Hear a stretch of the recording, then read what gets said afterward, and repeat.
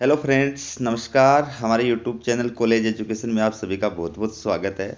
दोस्तों, भारतीय राजनीतिक व्यवस्था से रिलेटेड ये वीडियो न केवल महाविद्यालय में अध्ययनरत विद्यार्थियों के लिए उपयोगी है, बल्कि कंपटीशन एग्जामों की तैयारी करने वाले विद्यार्थियों के लिए भी बहुत महत्वपूर्ण है। तो वीडियो जरूर देखें और शेयर करें। चलिए क्वेश्चनों की शुरुआत करते हैं। पहला क्वेश्चन है, भारतीय संविधान के अनुच्छेद 1 में क्या कहा गया है? उत्तर है, भारतीय संविधान के प्रथम अनुच्छेद में कहा गया है कि भारत अर्थात इंडिया राज्यों का संघ होगा। ठीक है, तो संविधान में भारत को कितने नामों से संबोधित किया गया है? भारत और इंडिया। अगला क्वेश्चन है, द इंडियन कॉन्स्टिट्यूशन पुस्तक के लेखक कौन है? द इंडियन कॉन्स्टिट्यूशन पुस्तक के लेखक ग्रेनविल ऑस्टिन है। अगला क्वेश्चन देखिए, योजना आयोग। योजना आयोग का गठन 15 मार्च 1950 को किया गया था। यह एक परामर्शदात्री संस्था थी जिसका प्रमुख कार्य आर्थिक नियोजन के मामलों में सरकार को अपनी सिफारिशें प्रस्तुत करना था। तो वर्तमान में समाप्त कर दिया गया, आपको पता ही है, और इसके स्थान पर नीति आयोग का गठन कर दिया गया है। अगला क्वेश्चन है, फेडरलिज्म इन इंडिया पुस्तक के लेखक कौन है? तो उत्तर है, फेडरलिज्म इन इंडिया पुस्तक के लेखक अशोक चंदा हैं। अगला क्वेश्चन देखिए, 124वां संविधान संशोधन।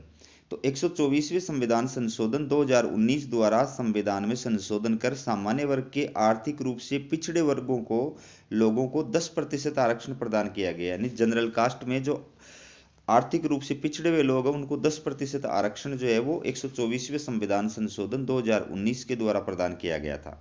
अगला क्वेश्चन है, अनुच्छेद 368। तो भारतीय संविधान के अनुच्छेद 368 में संविधान संशोधन की प्रक्रिया का उल्लेख किया गया है, और इस अनुच्छेद में संविधान संशोधन की दो प्रक्रियाएं बताई गई हैं या दो पद्धतियां बताई गई हैं। और वैसे सामान्य रूप से भारतीय संविधान में संशोधन की 3 प्रक्रियाएं हैं, जो इससे पहले वाले वीडियो में आपको बताया गया है। अगला क्वेश्चन देखिए, 44वां संविधान संशोधन। तो 44वें संविधान संशोधन 1978 द्वारा संविधान में उल्लेखित नागरिकों के मूल अधिकारों में से संपत्ति के अधिकार को मूल अधिकारों की श्रेणी से हटा दिया गया है। यानी मूल संविधान में नागरिकों को 7 मूल अधिकार प्राप्त थे, अब 6 मूल अधिकार हैं। तो संपत्ति का जो मूल अधिकार था वो 44वें संविधान संशोधन 1978 के द्वारा समाप्त कर दिया गया है। अब संपत्ति का अधिकार मूल अधिकार न होकर के मात्र क्या है, एक कानूनी अधिकार है। अगला क्वेश्चन है, 86वां संविधान संशोधन। तो 86वें संविधान संशोधन 2002 के द्वारा भारतीय संविधान में संशोधन कर प्रारंभिक शिक्षा को मूल अधिकार के रूप में शामिल कर दिया गया है, और 11वां मूल कर्तव्य संविधान में जोड़ा गया है। थोड़ा लिखने में प्रॉब्लम हो जाती है कई बार, तो 11वां मूल कर्तव्य संविधान में जोड़ा गया है। तो दोस्तों, 6 से 14 आयु वर्ग के जो बालक और बालिका हैं उनके लिए निःशुल्क और अनिवार्य शिक्षा का जो अधिकार है वो इस 86वें संविधान संशोधन के द्वारा प्रदान किया गया है। इसके साथ ही साथ में संविधान के अंदर जो 10 मूल कर्तव्य हैं उसमें 11वां मूल कर्तव्य भी इस संविधान संशोधन के द्वारा जोड़ा गया है। ठीक है, आपको मैं ये भी बता दूं कि मूल संविधान में मूल कर्तव्यों का उल्लेख नहीं किया गया था। मूल कर्तव्य जो थे वो 42वें संविधान संशोधन 1976 के द्वारा बाद में जोड़े गए थे, और उनकी संख्या 10 थी। और इस 86वें संविधान संशोधन 2002 के द्वारा अब 11वां मूल कर्तव्य जोड़ दिया गया है, और वो कौन सा है कि प्रत्येक अभिभावक की ये जिम्मेदारी है, ये कर्तव्य है कि वो अपने 6 से 14 आयु वर्ग के बालक और बालिकाओं को अनिवार्य रूप से शिक्षा दिलाएं। ठीक है, अगला क्वेश्चन है, मूल संविधान में संघ सूची में कितने विषय थे और वर्तमान में इस सूची में कितने विषय हैं? तो मूल संविधान में संघ सूची में 97 विषय थे और वर्तमान में इस सूची में 100 विषय हैं। अगला क्वेश्चन है, मूल संविधान में राज्य सूची में कितने विषय थे और वर्तमान में सूची में कितने विषय हैं? तो मूल संविधान में राज्य सूची में 66 विषय थे और वर्तमान में सूची में 62 विषय हैं। अच्छी तरह याद रखना, मूल संविधान मतलब जो संविधान 26 जनवरी 1950 को लागू हुआ था, उस टाइम पे संघ सूची में 97 विषय थे और राज्य सूची में 66 विषय थे, और वर्तमान में संघ सूची में 100 विषय हैं और राज्य सूची में 62 विषय हैं। अगला क्वेश्चन देखिए, मूल संविधान में समवर्ती सूची में कितने विषय थे और वर्तमान में सूची में कितने विषय हैं? तो मूल संविधान में समवर्ती सूची में 47 विषय थे और वर्तमान में सूची में 52 विषय हैं। अब है 7वीं अनुसूची। तो भारतीय संविधान में केंद्र राज्यों के मध्य शक्ति विभाजन का उल्लेख 7वीं अनुसूची में किया गया है। अगला क्वेश्चन देखिए, सरकारी आयोग। भारत में केंद्र राज्यों के मध्य संबंधों के बारे में सिफारिश करने के लिए मार्च 1983 में सुप्रीम कोर्ट के रिटायर्ड न्यायाधीश राजेंद्र सिंह सरकारिया की अध्यक्षता में एक 3 सदस्यीय आयोग का गठन किया गया था, जिसको सरकारी आयोग कहा जाता है। अगला क्वेश्चन है भारतीय संघ में वर्तमान में कितने राज्य और संघीय क्षेत्र हैं? तो भारतीय संघ में वर्तमान में 28 राज्य हैं और 8 केंद्र शासित प्रदेश हैं। अगला क्वेश्चन देखिए, सरकारी आयोग के गठन का उद्देश्य बताइए। तो भारत में केंद्र राज्य संबंधों की समीक्षा करने और केंद्र राज्य संबंधों में सुधार के बारे में सुझाव देने के लिए सरकारी आयोग का गठन किया गया था। अगला क्वेश्चन है, भारतीय संविधान में संघात्मक व्यवस्था की कोई 2 लक्षण बताइए। 4 लक्षण दे दिए मैंने। संघात्मक व्यवस्था के 4 लक्षण बताइए। शक्तियों का विभाजन, संविधान की सर्वोच्चता, लिखित और कठोर संविधान और स्वतंत्र उच्चतम न्यायालय।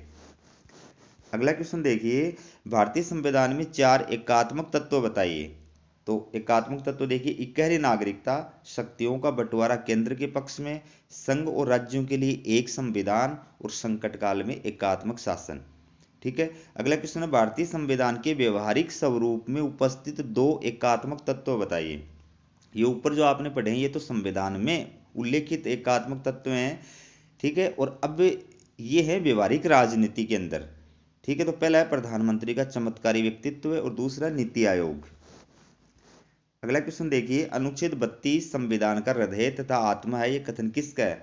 तो अनुच्छेद 32 संविधान का हृदय तथा आत्मा है, ये कथन डॉक्टर भीमराव अंबेडकर का है। अगला क्वेश्चन है, गणतंत्र और लोकतंत्र में भेद कीजिए। बहुत इंपॉर्टेंट क्वेश्चन है। गणतंत्र में राज्य का सर्वोच्च पदाधिकारी वंशानुगत न होकर जनता द्वारा प्रत्यक्ष या अप्रत्यक्ष रूप से निर्वाचित होता है, जबकि लोकतंत्र में सभी प्रतिनिधि जनता द्वारा ही चुने जाते हैं। तो भारत में गणतंत्र भी है, लोकतंत्र भी है, क्योंकि भारत में सर्वोच्च पदाधिकारी राष्ट्रपति है, वो जनता द्वारा क्या होता है, अप्रत्यक्ष रूप से निर्वाचित किया जाता है। तो ये तो गणतंत्र हो गया। उसके अलावा जितने भी प्रतिनिधि होते हैं वो सारे के सारे जनता के द्वारा प्रत्यक्ष रूप से निर्वाचित किए जाते हैं।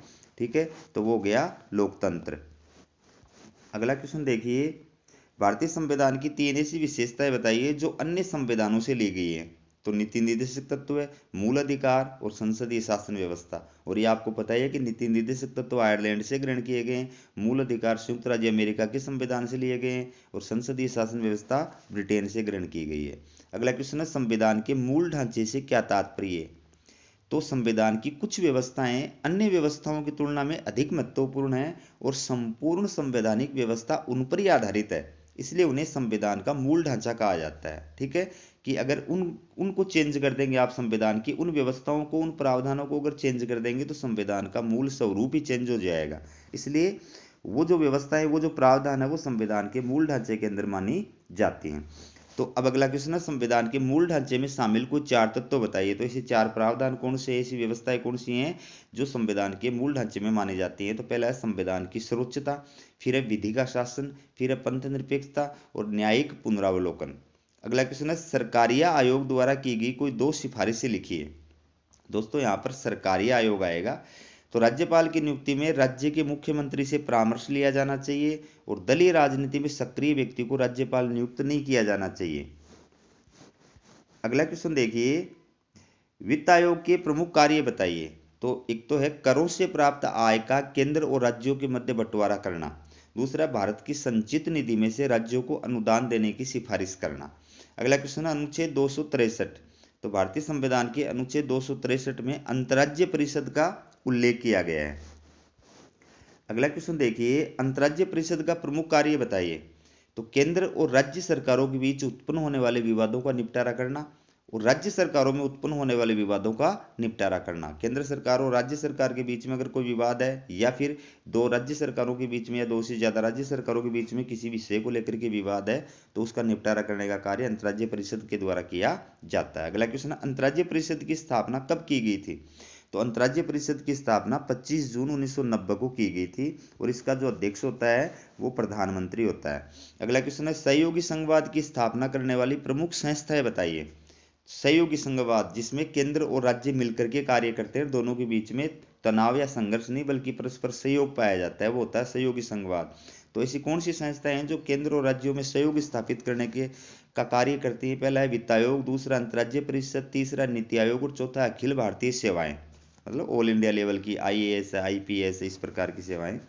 अगला है, सौदेबाजी वाली संघात्मक व्यवस्था से आप क्या समझते हैं?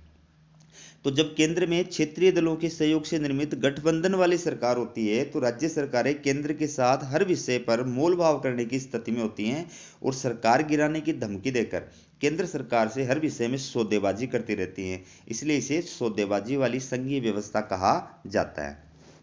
अगला क्वेश्चन देखिए, लास्ट क्वेश्चन है दोस्तों, सहयोगी संघवाद शब्द का प्रयोग सर्वप्रथम किसने किया था? तो सहयोगी संघवाद शब्द का प्रयोग सर्वप्रथम A.H. बर्च द्वारा किया गया था। वित्त आयोग, वित्त आयोग की नियुक्ति संविधान के अनुच्छेद 280 के तहत प्रति 5 वर्ष पश्चात राष्ट्रपति के द्वारा की जाती है। तो दोस्तों हमारा वीडियो कैसा लगा कमेंट करके जरूर बताएं, और आप अगर किसी टॉपिक पर वीडियो बनाना चाहते हैं और किस प्रकार का वीडियो आप देखना चाहते हैं वो मुझे कमेंट करके बताएं। मैं आपके लिए मेहनत करके वैसा वीडियो जरूर बनाऊंगा। और वीडियो को ज़्यादा से ज़्यादा शेयर करें और चैनल को सब्सक्राइब करना नहीं भूलें। हमारा वीडियो देखने के लिए आपका बहुत बहुत धन्यवाद।